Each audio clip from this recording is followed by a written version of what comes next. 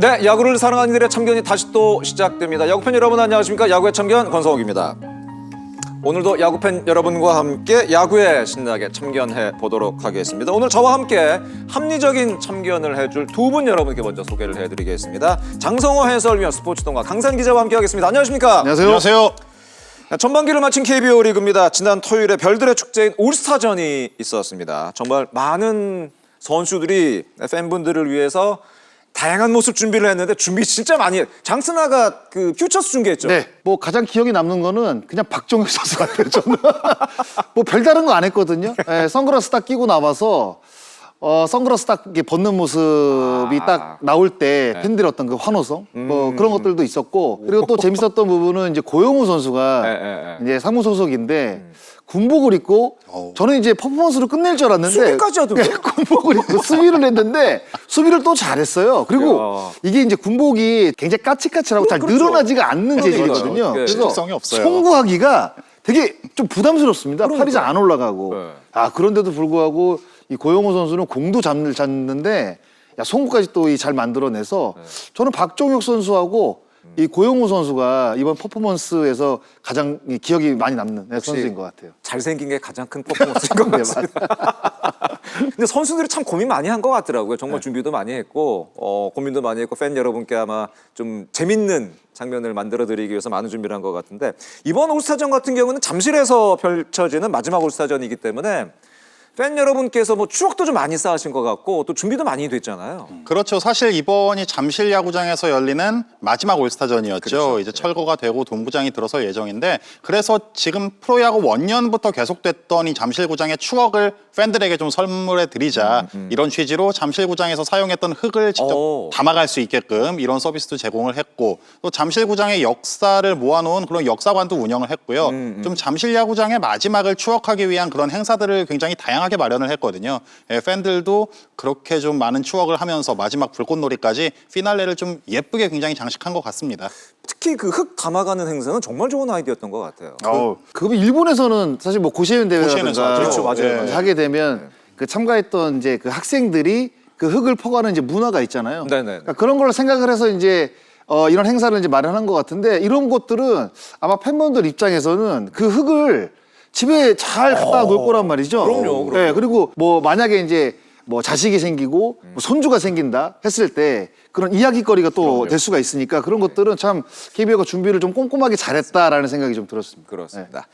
팬들께 정말 즐거운 추억을 주었던 올스타전 이렇게 마무리가 됐고, 또 전반기도 마무리가 됐습니다. 올 시즌 전반기는 거의 뭐 역대급이었던 것 같아요. 정말 화려했던 전반기가 아니었나 생각이 됩니다. 그렇습니다. 뭐 관중들도 굉장히 많았죠. 팬들의 열기가 대단했다는 거 제일 먼저 좀 언급을 하고 싶은데, 전반기 424경기에서 763만 명이 입장을 했습니다. 지난 시즌과 비교해서 한 5만 명 정도가 늘었거든요.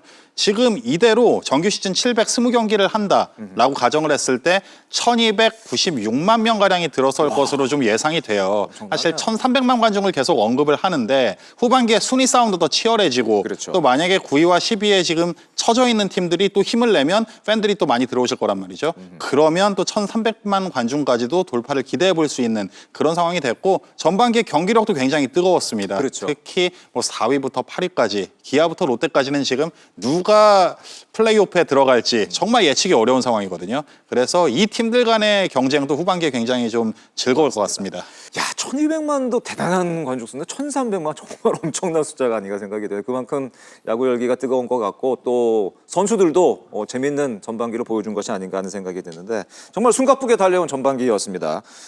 또 많은 일도 있었던 전반기가 아니었나 생각이 되는데요. 가장 인상적인 이슈는 무엇이었는지 오늘 두 분과 함께 전반기를 정리해보는 시간을 준비했습니다. 오늘의 주제는 2026 전반기 결산이 되겠습니다.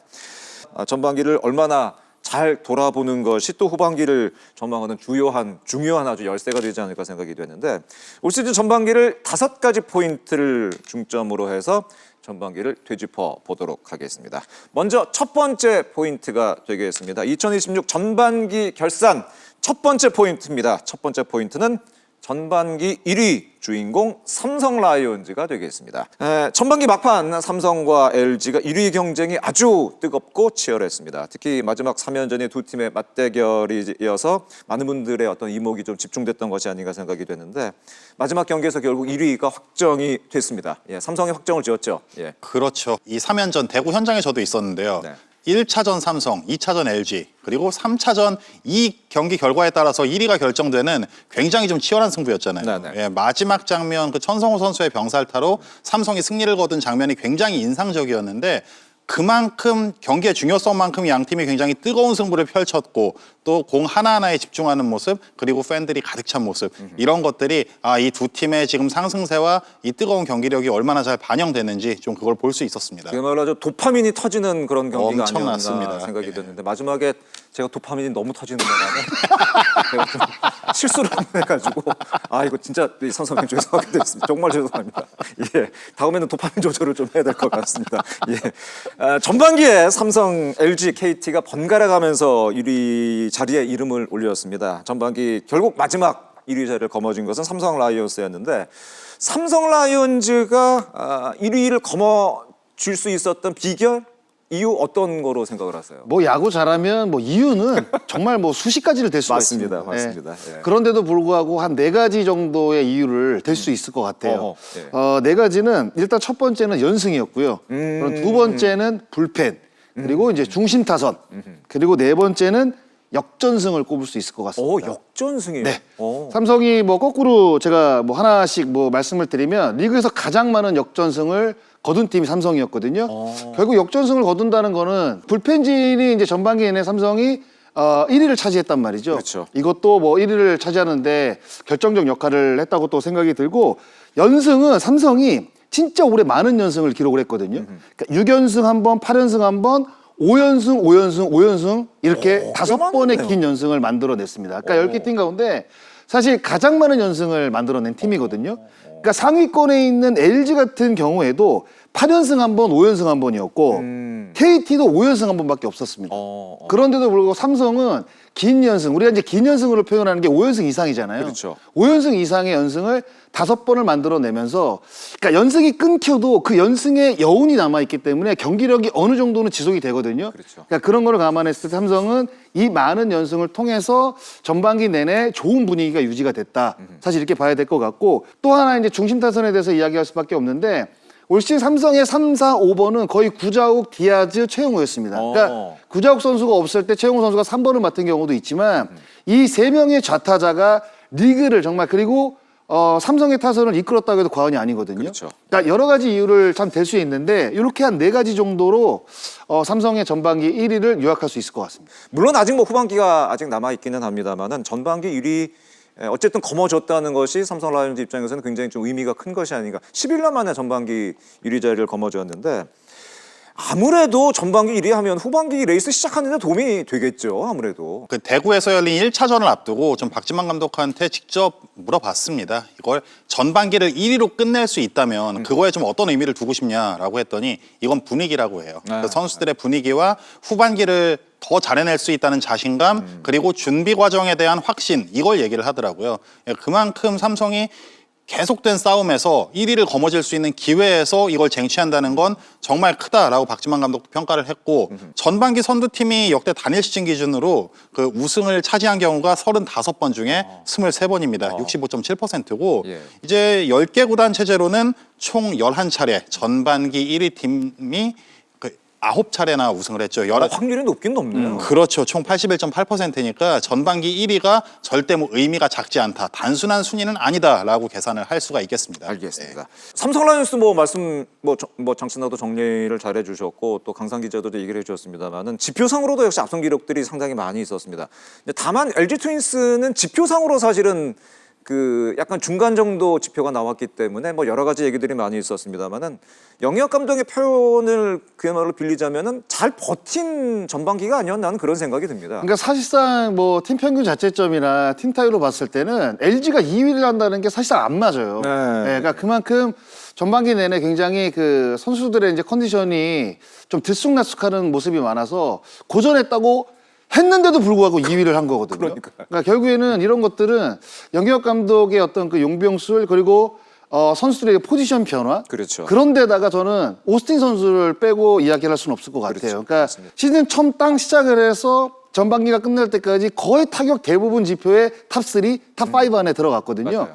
거의 타선을 이끌다시피 했기 때문에 그 컨디션이 좋지 않은 주전급들이 그렇게 많은 상황에서도 LG가 좋은 성적을 또 낼 수가 있었고 LG 트윈스의 전반기를 보시면 야수 쪽도 그렇고 투수 쪽도 그렇고 새로운 얼굴들이 상당히 많이 나왔습니다. 맞아요. 그러니까 그런 것들이 잘 조화롭게 이루어졌기 때문에 LG가 그 악조건 속에서도 2위를 차지할 수 있었다고 생각이 들고 결국 이 선수들 이 악조건 속에서도 결국 감독이라는 사람은 운영을 해야 되잖아요. 맞아요. 그 운영의 어떤 그 묘미가 빛난 그 LG 트윈스의 그 전반기가 아니었나 사실 이렇게 좀 평가를 내리고 싶습니다. 이렇게 놓고 본다면은 아마 그 후반기 들어서도 1, 2위 싸움 아마 LG 삼성 쪽으로 좀 좁혀지는 것이 아닌가 하는 그런 생각이 좀 들기도 합니다. 어떻게 보세요? 그렇게 흘러갈 가능성이 있는데 네. 뭐 야구라는 게 변수가 이제 너무 많으니까 그렇죠. 예, 맞습니다. 사실 전반기에도 그 불과 얼마 전만 하더라도 LG 트윈스가 2위권과 4경기 차이가 맞습니다. 났어요. 근데 결국에는 그 막판 10경기를 앞두고 잡힌 거거든요. 맞아요. 그렇기 때문에 후반기 이제 시작과 함께 어떤 이제 형상이 펼쳐질지는 이제 모르겠지만 일단은 긍정적인 요소들은 좀 있는 것 같아요. 그러니까 삼성 같은 경우에는 지금 오러클린을 퇴출시키고 페덱 선수를 지금 맞습니다. 영입을 했기 때문에 이 페덱 선수가 또 메이저리그에서도 30승 이상 또 맞습니다. 거둔 예, 경험이 또 충만한 선수이기 때문에 분명히 선발진에 힘이 될 것으로 이제 생각이 들고 그러니까 LG 트윈스도 이 후반기 시작과 함께 KT와 4연전으로 시작을 하거든요. 그러니까 올 시즌 상대 전적에 밀리는 팀이 삼성하고 KT입니다. LG가. 그런데 잠실에서 펼쳐진단 말이죠. 올 시즌 10개 팀 가운데 홈 경기 승률이 가장 좋은 팀이 LG입니다. 거의 압도적이거든요. 네. 7할에 가까운 승률을 거두고 있는데 후반기 시작과 함께 7월 말까지 LG 트윈스가 14경기를 치르거든요. 홈에서 10경기를 치릅니다. 오. 7연전 시작이거든요, 이야, 잠실. 근데 여기서 그러니까 LG 트윈스가 장점인 이 홈 경기 승률을 생각을 했을 때 이 7연전에 따라서 뭔가 흐름이 조금 좋아질 수도 있고 좀 바뀔 수도 있고 어허. 약간 이런 느낌이 들어서 LG는 후반기 스타트와 함께 이 홈에서 펼쳐지는 7연전이 좀 중요하다고 생각을 합니다. 후반기에는 정말 한 경기 한 경기의 의미가 더욱 커지지 않을까 생각이 되는데요. 더 뜨거워질 두 팀의 1위를 향한 여정, 야구의 참경과 끝까지 함께 하시길 바라겠습니다. 자, 바로 이어서 전반기를 결산한 두 번째 포인트를 만나보도록 하겠습니다. 2016 전반기 결산 뜨는 별 그리고 반등을 노리는 별이 되겠습니다.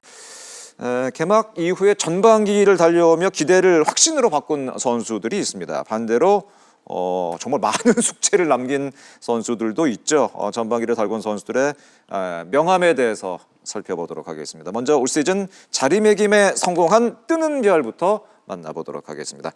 어떤 선수 있을까요? 일단 이 4명은 무조건 짚고 넘어가야 될 것 아, 같습니다. 4명 어떤 선수인가요? 뜨는 별이나 뜬 별 아닌가? 뜬 별? 뜬별이죠. 뜬별인가요? 그러니까 라이징 스타가 아니라 진짜 라이즈드라고 해도 과언이 아닌 선수들인데 두산 베어스 선발 투수 최민석, 롯데 자이언츠 선발 투수 김진욱, 그리고 한화 이글스 포수 허인서, 언급하셨던 LG 트윈스 외야수 송찬희까지 이 4명입니다. 뜬별 많네요. 이 선수들이 지금 팀에 없었다 네. 하면 승수를 얼마나 좀 손해를 봤을지라는 생각을 좀 많이 하게 되는데요. 네네. 최민석 선수는 정말 전반기 퍼포먼스가 엄청났습니다. 그렇죠. 평균 자책점 1위였습니다. 맞습니다. 이 국내 투수 중에 최고였다 전반기에는. 뭐 김원영 감독도 칭찬을 아끼지 않았고 정말 이 최민석 선수는 그 특유의 배짱과 그렇죠. 습득력을 활용을 해서 지금 2년 차에 이 자리에 올라온 그런 선수라고 볼 수 있겠습니다. 그렇습니다. 허인서 선수는 저기 프로필 하나 더 추가해야 될 것 같은데 미스터 올스타전 MVP 예. 올스타전 처음 출장해서 최고의 한 해를 보내고 있는 것 같아요. 그러니까요. 연봉이 3,600만 원인데 상금으로 2천만 원 받았다. 그렇죠. 좋겠어요, 아주. 일단 한 선수 한 선수 좀 얘기를 좀 더 자세하게 나눠보도록 하겠습니다. 먼저 최민석 선수 얘기를 해보도록 하겠습니다. 말씀드린 대로 2.33의 전반기 평균 자책점 평자 1위 기록을 했습니다. 진짜 대단한 것 같아요. 나올 때마다 그 보여주는 그 마운드 위에서의 모습이 정감이. 정말 이미 에이스가 됐다는 그런 느낌이 들어요. 네. 어떻게 보세요? 저는 제가 한번 그 SNS를 통해서 네네. 이렇게 말씀을 드린 적이 있어요. 그러니까 두산 베어스 중계를 하다가 이제 곽빈 선수를 탁 잡았는데 두산의 에이스죠. 제가 말씀을 드렸단 말이죠. 네. 그랬더니 이제 댓글에 두산 에이스는 최민석이다. 장선아가 잘못하고 있다. 뭐 이렇게 고비를 넘어섰다. 네, 얘기할 정도로 정말 최민석 선수는 그냥 근데 어느 정도 활약은 우리가 이제 예상할 수 있잖아요. 그렇죠. 왜냐하면 최민석 선수가 작년에는 뭐 구원으로 시작을 했다가 7월 이후는 계속 선발로 이제 등판을 했단 말이죠. 그래서 올 시즌 이제 김원영 감독이 새롭게 부임을 하고 최민석 선수가 이제 풀타임 선발을 돌리겠구나라고 어느 정도 예측을 했단 말이죠. 그렇기 때문에 최민석 선수가 지금 이 좋은 성적이 저는 제가 봤을 때 김원영 감독 그리고 정재용 코치를 만난 부분도 있다고 생각을 해요. 네. 작년 같은 경우에는 최민석 선수가 구종이 3개에서 4개였는데 지금은 우리가 기록 사이트를 보게 되면 최민석 선수가 6가지의 구종을 던집니다. 그러니까 2가지에서 3가지 정도를 늘렸다는 얘기죠. 예. 그러니까 이거는 제가 봤을 때는 만약에 보직이 결정이 되지 않았다고 한다면 과연 구종을 늘릴 필요가 있을까? 그렇죠. 라는 생각이 든단 말이죠. 근데 선발로 김원영 감독이 최민석 선수를 낙점하고 들어갔기 때문에 최민석 선수도 스프링 캠프를 지나면서 내가 선발로 활약할 거면 이 적은 구종 갖고는 안 되겠구나라고 생각을 해서 구종을 늘렸단 말이죠. 그렇죠. 그게 아마 제가 봤을 때는 최민석 선수가 준비를 굉장히 치밀하게 좀 잘한 부분이 결국 이 전반기 좋은 성적으로 좀 이어지지 않았나 이런 느낌이 좀 강하게 드는 것 같아요. 다양한 구종에 또 투심이라는 확실한 무기가 한 가지 또 갖춰져 그렇죠. 있고, 예. 김진욱 선수 같은 경우는 매 시즌 사실은 그 유망주로 평가받던 선수인데 이제는 꽃을 활짝 피운 것 같습니다. 그렇습니다. 이 김진욱 선수가 강릉고등학교 시절에는 뭐 전국구 에이스였죠. 맞아요. 전국구 그리고 에이스였죠. 롯데 입단했을 때 굉장히 큰 기대를 모았는데 사실 매 시즌 기대를 모으면서도 재구가 조금 불안하고 좀 로케이션이 안 되면서 무너지는 경우가 굉장히 많았거든요. 근데 올 시즌에는 본인부터 마음을 굉장히 독하게 먹었어요. 뭐 비시즌에 사비를 들여서 일본의 야구 전문 트레이닝 시설을 찾아가서 또 공부를 하기도 하고 뭐 여러 가지 바이오메카닉스나 정말 다양하게 본인의 부진 원인을 찾고 잘할 수 있는 포인트가 뭔지를 굉장히 많이 고민을 했습니다. 예, 그 결과가 올 시즌의 지금 성적이라고 볼 수 있겠고요. 지금 이 선수의 별명이 그거잖아요. 그 메이저리그 스쿠발. 좋은 투수 타릭 스쿠발의 닉네임을 본따서 사직 스쿠발이에요. 그래서 이제는 사실 스쿠발보다는 아이스크림이 먼저 떠오르는데요, 저는. 항상 3시간 내내 쓰고 있는 거 보고 스쿠발이 아니라 이제는 아이스크림이 먼저 떠올라가지고. 그래서 이제 뭐 롯데 확실한 선발 한 자리를 꿰차고 지금 롯데 또 도약에도 힘을 보태고 있는 맞아요. 그런 네. 모습입니다. 예. 이 젊은 투수의 성장만큼이나 이 두 젊은 타자들의 어떤 그 허인서, 송찬희 선수의 성장도 굉장히 눈에 띄는 부분이었고 우리나라 프로야구로 봐서도 반가운 일이 아닌가 생각이 됐는데 허랄리 우리 허인서 선수죠. 사실은 그 시범 경기 때 잘 하해서 이게 정규 시즌까지 이어질까라는 의문점이 사실은 초반에 있었는데 그 의문을 완전히 뭐 이젠 날려보낸 것 같습니다. 진짜 전반기 그 KBO가 나온 최고의 스타. 최고의 스타죠. 저는 뭐 방송 때도 몇 번 얘기했어요. 네. 예, 허인서 선수하고 저는 기아의 박재현 선수라고 제가 이야기를 많이 했는데 조금 주춤하거든요, 홈런포가. 그러니까 그런데도 불구하고 정말 시즌 초반 어떤 기회가 왔을 때 이 허인서 선수가 보여줬던 이 장타에 대한 어떤 그 갈증의 해소 그렇죠. 이런 거를 봤을 때 저는 뭐 놀라운 정말 이 등장이라고 생각이 들고 특히 이제 올해 그 골든글러브를 놓고 지금 한준수 선수하고 지금 경합을 할 수밖에 없는 상황이라고 생각이 들거든요. 포수의 골든글러브 2011년도부터 정말 작년까지 강민호, 양의지가 다 해먹었습니다. 양강이었죠, 양강. 다 해먹었어요. 네. 예? 강민호 선수가 6번을 탔고 양의지 선수가 9번을 탔습니다. 그러니까 정말 이 두 선수가 철옹성 같은 이 포수 포지션에서 양대 산맥으로 이제 불렸는데 최근에 이제 그 KBO를 보시면 새로운 선수들 저희가 지금 뭐 소개하는 이 새로운 선수들의 등장도 굉장히 뭐 뛰어나지만 저는 그 중에서도 새로운 포수가 등장했다는 그렇죠. 거는 앞으로 정말 이 국제 대회를 생각을 했을 때도 좀 약간 든든해진다. 약간 이런 느낌이 들 정도로 저는 허이소 선수의 이 등장은 KBO 리그 어떤 그 야구를 좋아하시는 많은 분들의 가슴을 흔들 수 있는 그런 등장이라고 생각합니다. 특히 김경문 이 포수 보는 눈이 까다로운 김경문 감독 밑에서 인정을 받았다는 거는 이건 진짜 대단한 것 같아요. 근데 양의지 선수가 갑자기 주전이 된 그때가 네. 김경문 감독이 맞아요. 두산 베어스 있을 네. 때입니다. 그때가 아마 제 기억으로 두산의 주전 포수는 최승환 선수였어요. 최승환 선수였죠. 최승환 선수인데 뭐 어디 아팠나 그래서 양의지 선수가 나갔는데 그 목동에서 홈런을 2개 치면서 바로 주전이 됐거든요.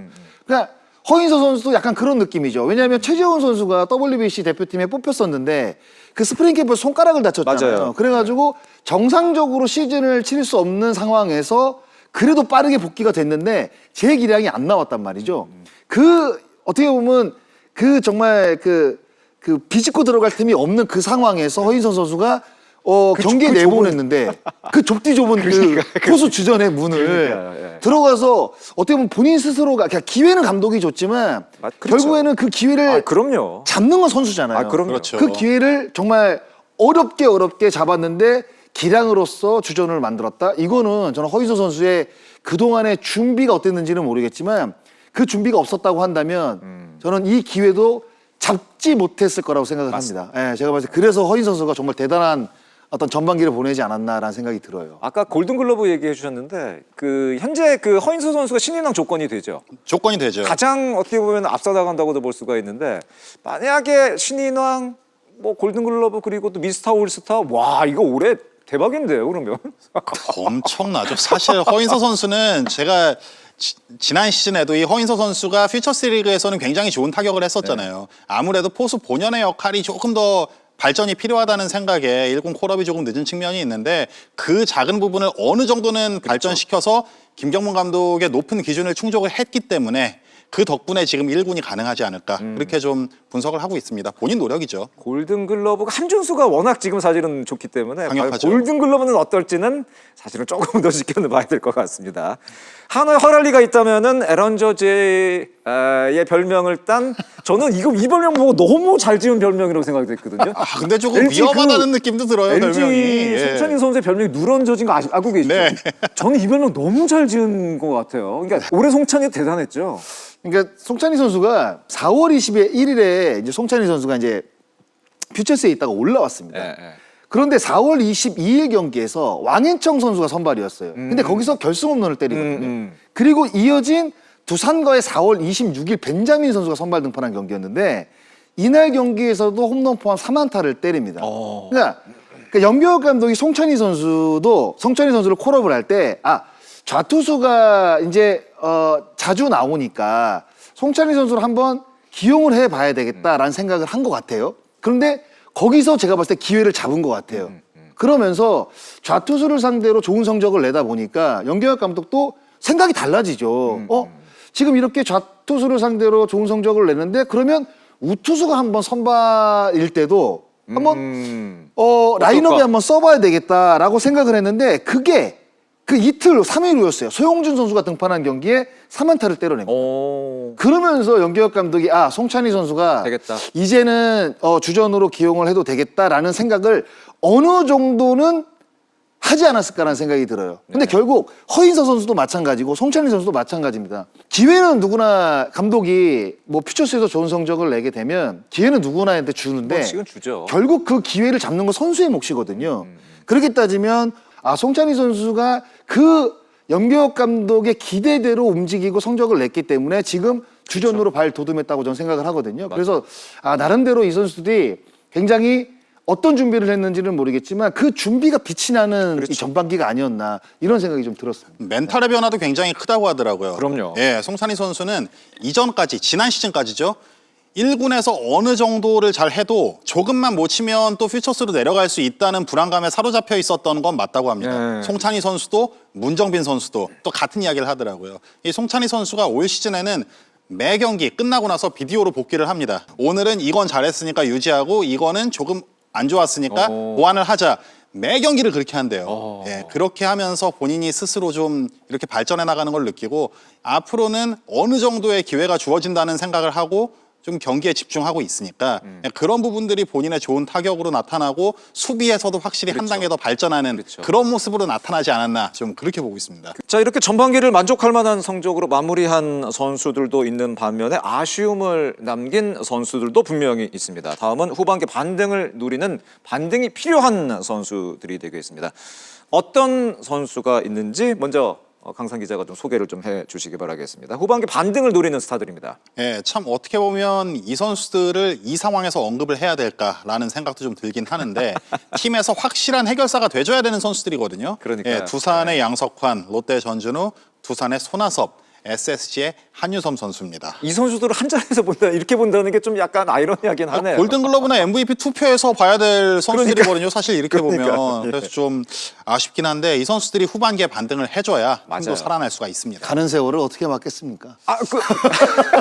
아니 그러면 장스나 입장에서 봤을 때는 양석환 선수가 지금 34살이고 전준우가 40살, 손아섭이 38, 한유섬이 36이거든요.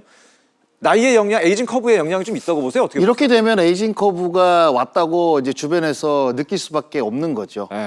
그러니까 이제 한 살 한 살 먹어가게 되면 특히 타자들 같은 경우에는 슬럼프가 길어지게 되면 이 에이징 커브에 대한 우려에서 벗어날 수가 없습니다. 그렇죠. 저도 사실 그런 시기가 분명히 있었고 네. 그래서 중요한 부분은 이 슬럼프가 짧아야 된다. 뭐 젊은 선수들에게도 마찬가지인데 특히 베테랑한테는 오히려 더 강력한 잣대가 되는 것 같아요. 맞아요. 근데 더 이 힘든 네 것 선수는 이 네 선수는 올 시즌 전반기에 보여준 모습은 확실히 뭐 손아섭 선수 같은 경우에는 뭐 중간에 반등하는 시기가 있었고 전준우 선수도 마찬가지지만 양성권 선수하고 한유섬 선수는 시즌 내내 전반기 내내 사실 부진했거든요. 그렇죠. 그러니까 이런 것들, 그러니까 에이징 커브에 대한 시선에서 자유로울 수 없는 상황들이라고 저는 생각을 해요. 네. 알겠습니다.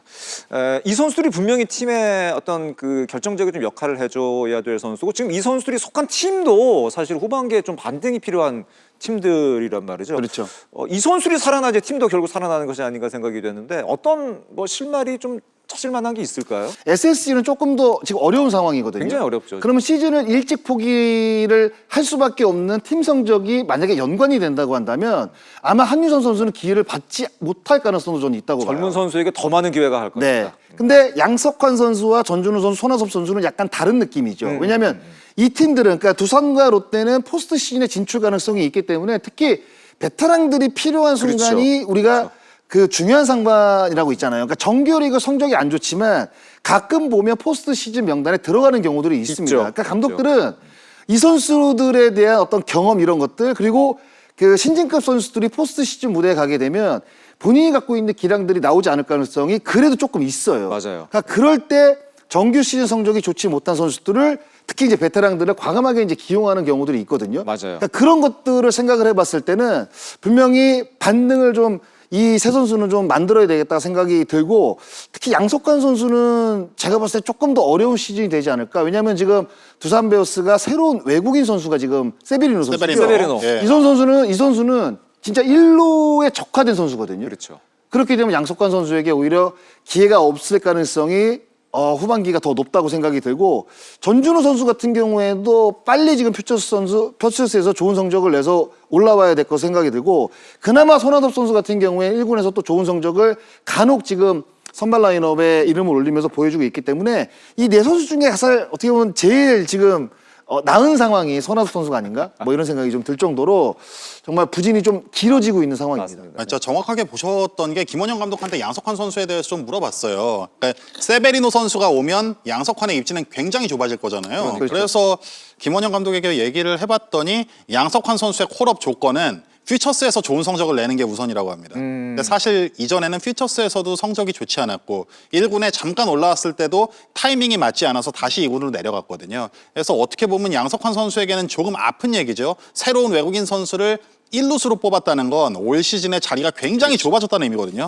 그래서 본인이 퓨처스에서 정말 확실히 본인의 장타력을 보여주고 또 해결사 능력을 보여줘야 올해 올라올 수 있지 않을까 좀 그렇게 보고 있습니다. 알겠습니다. 전반기에 상승세를 이어갈 선수도 전반기에 아쉬움을 털어내고 반전을 노리고 있는 선수도 다가올 후반기 후회 없는 경기를 보여주길 야참도 기대를 해보도록 하겠습니다. 다음 포인트 만나보도록 하겠습니다. 2015 전반기 결산 이번 포인트는 구관이 명관입니다. 어떻게 보면은 반등 노리는 스타들과는 좀 비슷한데 다른 입장들이 되겠습니다. 이 선수들 역시 베테랑 선수들입니다. 올 시즌 전반기 아쉬웠던 베테랑도 물론 있습니다만 팬들을 놀라게 한 베테랑도 분명히 있습니다.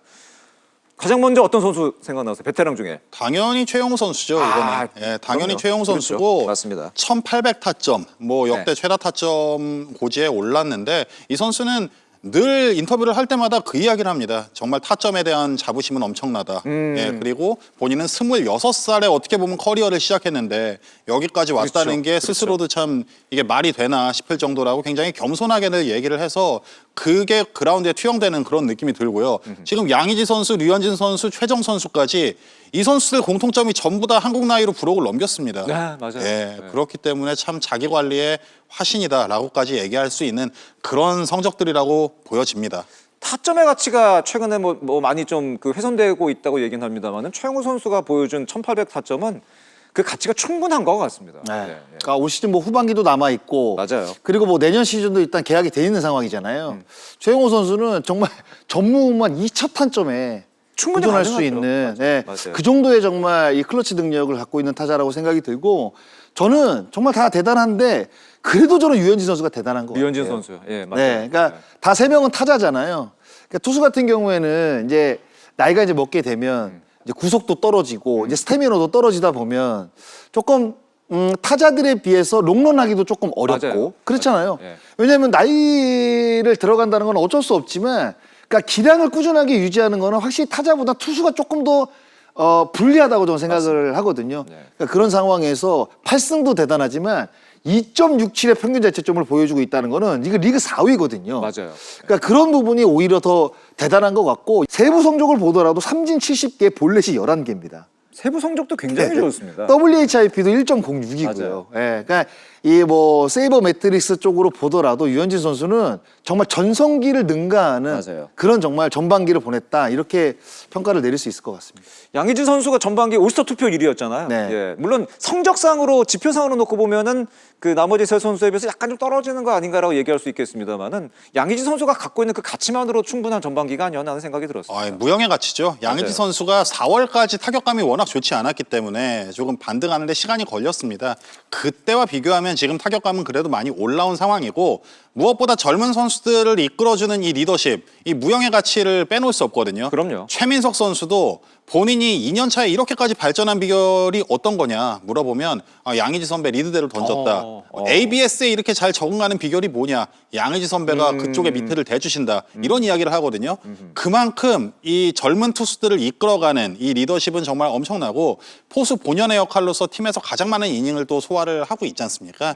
그런 부분들이 양의지 선수가 이 지금 타율, 홈런, OPS 여기에 드러나지 않는 가치들이 분명히 있다는 거죠. 맞습니다. 그러니까 이게 베테랑 포수들의 가치는 단순하게 숫자로 우리가 뭐 이해를 하면 좋겠지만, 숫자 이외에 보여지는 것들은 확실히 많습니다. 맞아요. 그런데 팬분들이 이제 바라봤을 때는 숫자적으로 이제 기대치가 있는데 그 정도 올려주지 못하게 되면 이야기들이 참 많이 나오는데, 그 안에 내부자들은 또 그런 생각을 사실 많이 하진 않아요. 그렇죠. 그래서 양의지라든가 뭐 최재훈이라든가 강민호 선수 있잖아요. 강민호도 마찬가지잖아요. 그러니까 맞아요. 그런 선수들에 대한 평가는 정말 그 숫자로 모든 게 맞아요. 다 표현이 안 될 정도로 그 안에서는 굉장히 견고하다, 사실 이렇게 봐야 될 것 같습니다. 굉장히 중요한 얘기를 해주신 것 같습니다. 그 사실은 팀 성적이 지금 굉장히 좀 처져 있어가지고 최정 선수의 그 평가가 올 시즌 좀 부각되지 않는 부분이 있는데, 사실 최정 선수가 올 시즌 역대급 시즌 보내고 있습니다. 지금 나이 지금 최정 선수가 지금 비슷하죠. 지금 양의지 선수랑 유현진 선수랑 네. 최정 선수랑 비슷한데, 최정 선수가 3할 7리 홈런이 19개입니다. 지금 OPS가 1이 넘어가고 있어요. 거의 역대급 시즌을 최정 선수가 보내고 네. 있습니다. 하나만 이제 더 치게 되게 되면 2016년부터 시작한 11시즌 연속 20홈런. 엄청난 기록입니다. 달성을 하는 거죠. 예. 그러니까 정말 대단하죠. 최용호 선수도 대단하지만 오히려 정말 이 정확도와 홈런 지금 최다 기록을 갖고 있는 최정 선수도 그러니까 대단한 것 같아요. 그런데다가 지금 전희산 선수가 이제 복귀가 그렇죠. 되면서 고명준 선수가 이제 3루로 이제 나오는 경기들이 좀 있거든요. 맞아요. 그러니까 조금 더 최정 선수가 이제 타격에 집중할 수 있는 분위기는 더 만들어졌기 때문에 오히려 홈런포를 후반기에 조금 더 자주 볼 수 있지 않을까라는 생각이 드는데,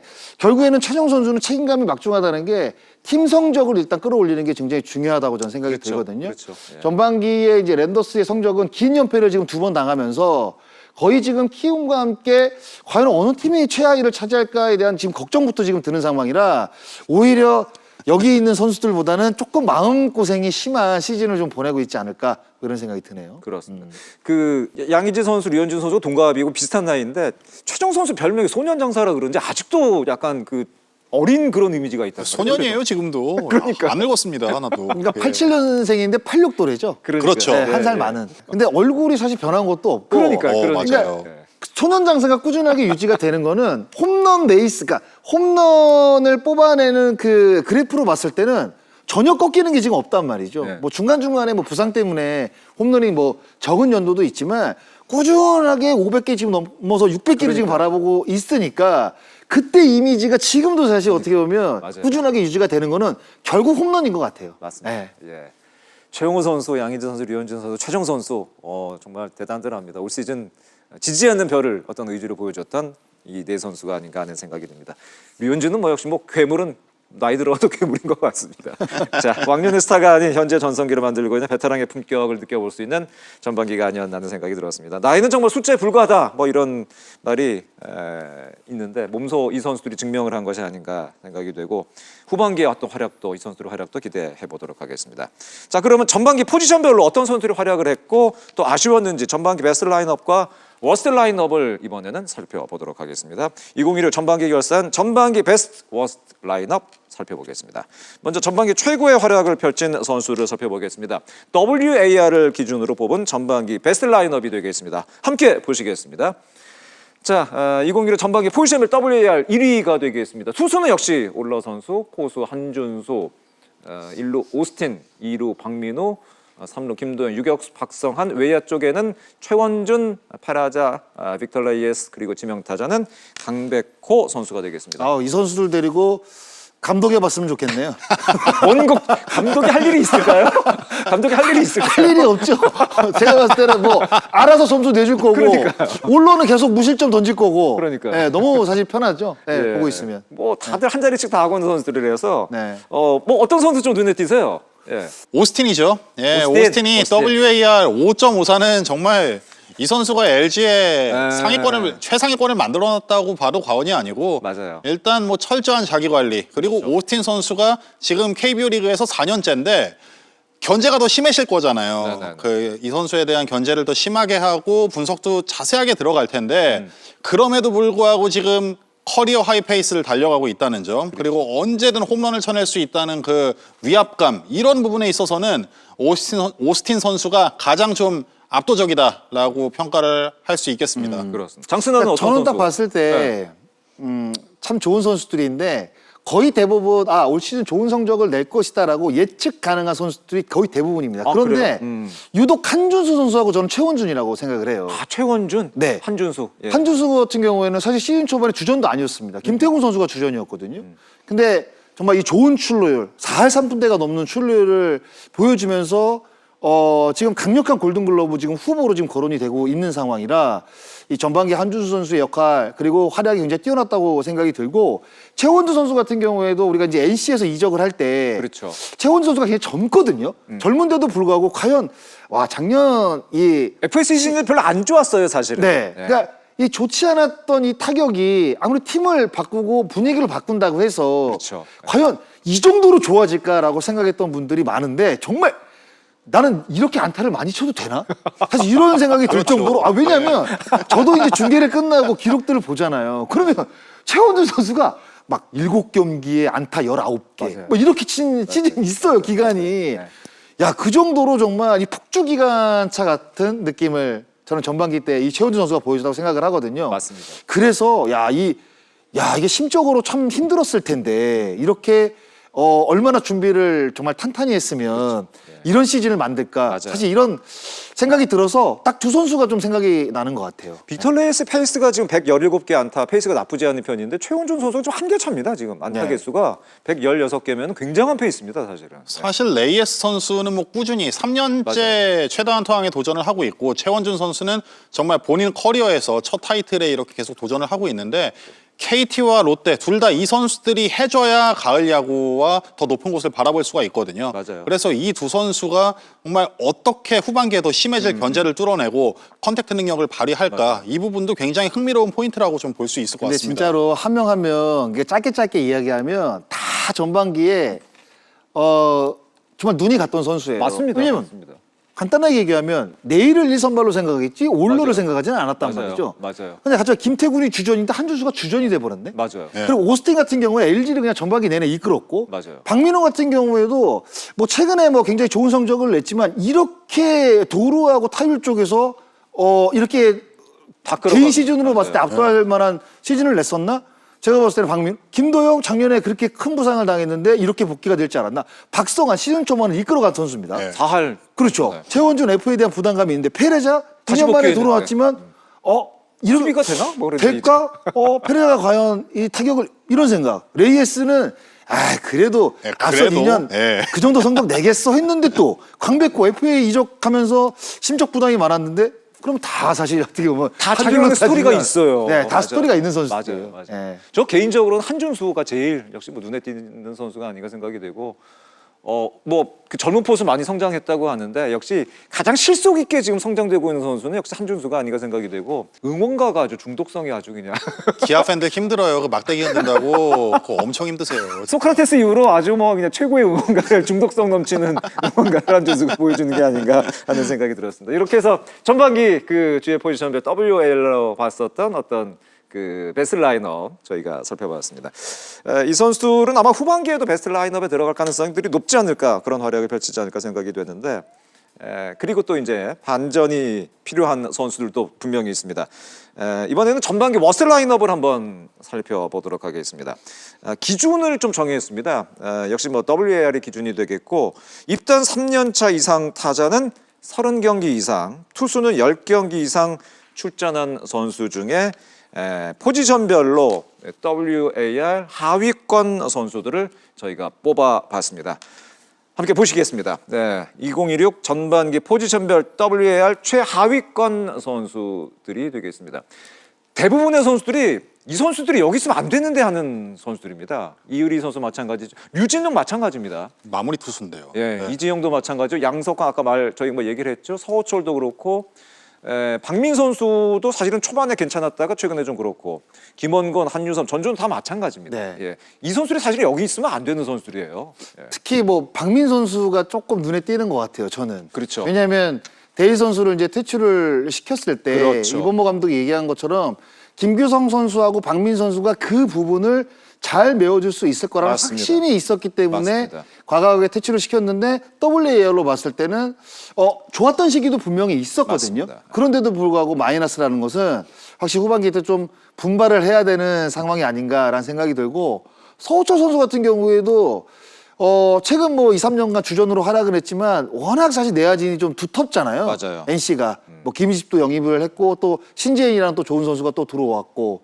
여기서 오는 어떤 그 부침이라고 또 생각이 들고, 전체적으로 한 명 한 명 다 보면 이유들은 다 있는 것 있어요. 같아요. 아까는 스토리가 있는 선수들이고, 네, 맞아요. 이 선수들은 이유들이 네. 분명히 한 가지 있는 선수인 것 같습니다. 이의리 선수가 일본 다녀왔나요? 어떻게 됐나요? 다녀왔죠. 이혜리 선수는 다녀와서 후반기에 롱릴리프로 또 이렇게 좀 기용을 롱릴리프로? 하면서 네. 점차 빌드업을 해나가는 그런 방향으로 좀 이혜리 선수의 복귀를 지금 타진을 하고 있는데, 이혜리 선수가 갔다 와서 이범호 감독도 계속 그 얘기를 했어요. 일본에 가 있을 때 이혜리가 돌아와서 잘해줘야죠, 잘해주면 좋은데, 이 얘기를 계속 한 거는 이 선수의 그 좌투수로서 150km대를 던지는 그 그럼요. 매력을 절대로 그냥 지나칠 수가 없습니다. 포기할 수 없죠. 그래서 이 선수가 정말 잘 하고 와서 빌드업을 하기를 바라고 있고, 이제 롱릴리프부터 퓨처스에서는 조금씩 뭔가 성과를 보여준다는 그런 보고가 들어오고 있거든요. 아, 그래요? 그래서 1군에서도 후반기에는 기아의 순위 싸움에 좀 힘을 보탤 수 있는 그런 환경이 마련되기를 지금 모두가 간절히 바라고 있어요. 예. 1군에서 과연 첫 등판을 어떻게 갔느냐가 저는 참 중요하다고 생각을 합니다. 그래요.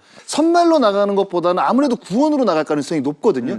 그런데다가 이유리 선수는 계속 선발로 활약을 했기 때문에 주자가 있는 상황에 올리진 않을 겁니다. 좀 편안한 상황이 이닝, 올리겠죠. 이닝 새롭게 시작할 때 올릴 건데, 그러면 이의리 선수가 그동안에 던졌던 선발의 느낌으로 던질 수는 있거든요.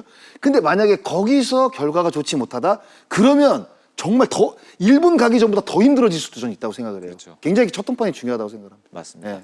그 외야 쪽은 주로 이제 베테랑들이 좀 이름이 많이 보이는 것 같습니다. 아까 뭐 저희가 한유섬 선수와 이제 전준호 선수 얘기했는데, 김원건 선수도 올 시즌 좀 좋은 활약을 보여주지를 못하고 있는 것 같습니다. 삼성 외야 자리가 이제 굉장히 빡빡해진 것 같습니다. 이 김현준마저 그렇죠. 돌아왔고, 김현준도 맞습니다. 잘하고 있잖아요. 네. 사실상 들어갈 자리가 없어요. 사실은 그렇죠. 예. 네. 그런데 이제 김원건 선수 같은 경우에는 그 삼성의 외야는 대부분 다 좌타자들입니다. 김지찬, 김성윤, 구자욱, 박승규 선수만 우타자거든요. 근데 그런 걸로 생각했을 때 김원곤 선수는 또 이 기아와의 또 이 한국 시리즈에서도 네일 선수를 상대 또 홈런 친 그렇죠. 기억도 있고 분명히 제가 봤을 때는 어느 시기가 되고 좌투수가 올라왔을 때 제가 박진만 감독이 한 번쯤은 생각해 볼 수 있는 그런 선수라고 생각을 하거든요.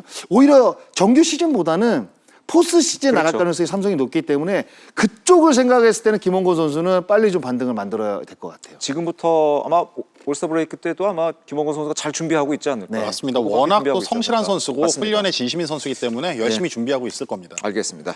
자, 이렇게 해서 지금까지 전반기 베스트 라인업과 워스트 라인업 살펴봤습니다. 전반기는 이제 지나간 만큼 후반기에 새로운 주인공이 되길 응원하도록 하겠습니다. 자, 이제 곧 시작될 후반기입니다. 후반기에는 또 어떤 관전 포인트가 있는지 이번에는 후반기를 짚고 넘어가도록 하겠습니다. 2016 전반기 결산 후반기 키워드가 되겠습니다.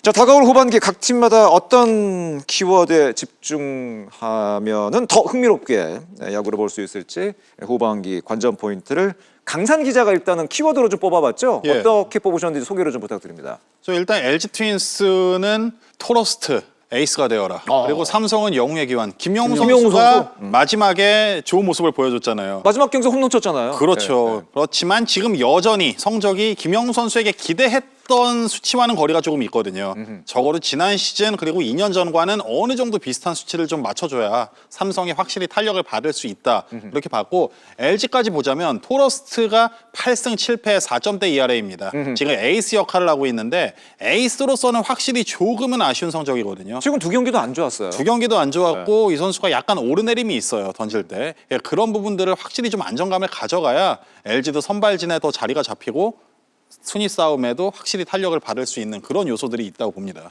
최은준 선수가 끝까지 타격 1위, 탈 1위 유지할 수 있을까? 아까 이리 선수 얘기 아까 저희가 했었죠. 세베르노 선수 두산도 승부수를 던졌는데 그 얘기 사실은 많이 합니다. 타자가 과연 빠르게 적응할 수 있겠느냐. 카메론 선수가 성적이 나쁘지 않았는데 세베르노가 과연 빠르게 적응할 수 있을까? 뭐 홈런 개수가 뭐 두 자릿수가 안 됐기 때문에 조금 임팩트 부분에서 약한 부분은 있지만 OPS 팀 내 1위 타자를 바꿨단 말이죠. 근데 세베리노 선수가 평가가 그렇게 뛰어난 선수는 아니에요. 멕시칸 리그에서 네. 있었죠. 예. 후반기 때부터 이 세베리노 선수가 바로 합류가 될 것으로 지금 생각이 들거든요. 합류돼야죠. 빨리. 네, 돼야죠. 그래서 야 이거는 어떤 식으로 앞으로 전개가 될지 왜냐하면 외국인 투수 바꿨다, 아까 외국인 선수 바꿨다가 낭패를 보는 경우들이 있잖아요. 댈러스 캐즈. 있었잖아요. 작년에 워낙 강렬한 케이스가 있어서. 그러니까요. 그러니까 이거는 진짜 어떻게 다가올지 저도 사실 굉장히 궁금합니다. 카메론을 바꾼 건. 경험이 있으니까요. 그때 헨리 라모스를 퇴출을 하고 그 제러드 형을 데리고 와서 그래도 어느 정도 성공을 거뒀고 삼성이 맥키넌을 보내고 디아즈를 데리고 와서 성공을 거뒀던 그런 경험들이 케이스도 있잖아요. 있죠. 맞습니다. 이제는 평범한 타자가 아니라 더 잘하는 타자를 데리고 와서 정말 팀에 힘을 실어줘야 된다. 이런 그 모험수들도 굉장히 강력하게 좀 가져가고 있기 때문에 그런 측면에서 봤을 때 두산의 이 도박성 이 교체가 통할지 한번 지켜봐야겠죠. 두산의 후반기 행복들이 궁금합니다. 아마 저기 제가 봤을 때 약간 좌불안석일 거예요. 이거 제대로 바꾼 거 맞나? 이거 세베리노가 잘해야 되는데 아마 이런 고민을 진짜 많이 할 수밖에 없는 상황입니다. 분명히 지금. 많이 하고 있겠죠. 네, 예. 진짜 고민 많을 아마 수밖에 후반기 많이 재밌을 것 같습니다. 이 네. 두산의 세베르나 과연 어떻게 될지 진짜 궁금할 것 같고 하나는 마무리 아직 뭐 전반기에 좀 확실하게 좀 해결하지를 못했는 김서현 선수가 복귀할까요? 어떻게 보세요? 일단 8kg을 감량을 했고 김선 선수가 퓨처스에서 굉장히 체계적으로 움직이면서 조금 뭐 팔 스윙에도 변화를 꾀하는 등 좀 다양하게 이렇게 연구를 하고 있다고 해요. 그래서 그런 부분들이 좀 구속이 어떻게 될지 모르겠습니다. 이제 어느 정도 구위를 유지하면서 1군에서 이전에 보여줬던 그 빌드업 과정을 거쳐야 될 것 같은데 당장 와서 김서현에게 마무리를 맡긴다 이거는 굉장히 큰 좀 모험수라고 볼 수 있기 때문에 그럴까요? 김서현 선수가 어느 정도 좀 회복하느냐 이거를 좀 봐야 되고 이민우 선수를 고정으로 가는 방향은 아직은 조금 불안한 측면이 있거든요. 하나로서도 앞으로 후반기에 하나는 이 마무리 8, 9의 셋업과 마무리를 어떻게 해결하느냐가 좀 순위 싸움에 상당한 분수령이 되지 않을까 싶습니다. 전격적으로 저는 김소연 선수가 후반기 때 합류할 가능성도 있다고 생각을 해요. 합류할 수도 있다. 마무리를. 네. 마무리로. 마무리도 아니라 그냥 엔트리에. 엔트리를 일단 들어올 수는 있다. 네. 왜냐하면 지금 퓨처스에서 최근 4경기에 무실점이거든요. 승리를 또 2개를 따냈습니다. 그러니까 이런 거로 봤을 때는 지금 뭐 구원진이 그렇게 막 여러 선수를 쓸 수 있는 상황은 아니잖아요. 한정돼 있다 보니까 지금 이 퓨처스에서 결국 이 선수를 올릴 때 명분은 퓨처스 성적이 1순위가 될 수밖에 그럼요. 없어요. 네. 그런 것들을 좀 확인해보고 싶은 생각도 분명히 김경 감독에서 입장에서는 있을 수 있을 것 같고, 그리고 지금 퓨처스에서 그래도 나름대로는 컨디션이 지금 좋은 상태이기 때문에 이거를 빨리 끌어올려서, 그러니까 퓨처스로 아직 1군으로 콜업을 해서 보고 싶다는 생각을 할 것 같아요. 저는 전격적으로 1군에 합류할 가능성도 있다고 생각을 합니다. NC는 타일러가 그 전반기 마지막 경기 괜찮지 않았나요? 전반기에 좋지 않았을 때 모습은 이 선수를 어떻게 끌고 갈까라는 모습이었다면, 또 좋을 때는 구위도 굉장히 좋고 좀 좋은 선발 투수의 모습이었단 말이죠. 그런 편차를 줄이는 게 테일러 선수의 숙제라고 볼 수가 있겠습니다. 그렇습니다.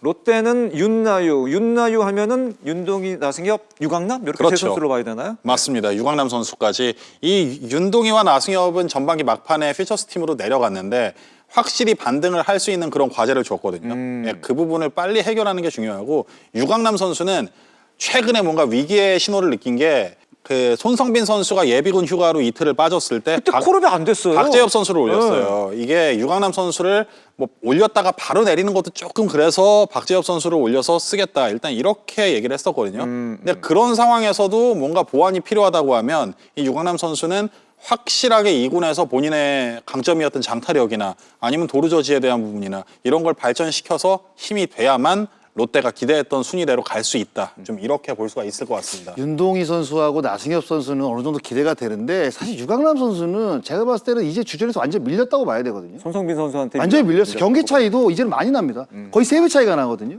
제가 이야기를 하지 않아도 유강남 선수가 오히려 더 잘할 겁니다. 예, 그만큼 정말 유강남 선수는 지금 위기 중에 위기예요. 제가 봤을 때는. 예.